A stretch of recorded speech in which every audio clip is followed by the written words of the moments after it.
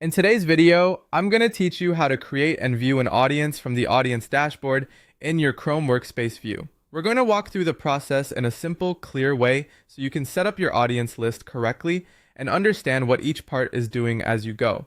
This is especially helpful if you're organizing contact records and want to make sure your audience structure is saved properly from the start. Begin in your Chrome workspace view and look for the audience section. Once you find it, click Audience to open the related tools and settings.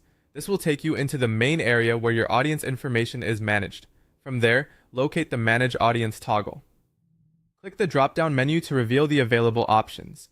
This menu is where you can switch between different audience-related actions, so take a moment to make sure you're choosing the correct one for what you want to do next. When the list of options appears, select View Audiences. This opens the panel where existing audience lists and related settings can be reviewed. If you're checking what has already been created before adding anything new, this is the right place to do it. Next, click Create Audience. Before you continue, keep in mind that free tier accounts are typically limited to one primary list profile allocation.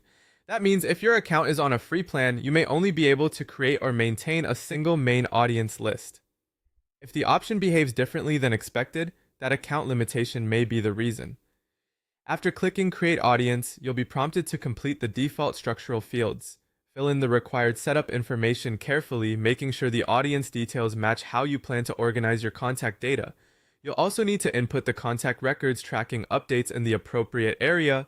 This helps ensure your audience contains the right record activity and stays usable for future management or outreach tasks. As you complete these fields, it's a good idea to review your entries before saving. Double check that the structure is accurate, that the tracking update information is entered in the correct place, and that everything reflects the audience you want to maintain.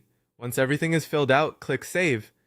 That will store your audience configuration and finalize the setup. And that's it. You've opened the audience dashboard, accessed the audience management options, viewed existing audiences, created a new audience, completed the required fields, and saved your setup successfully.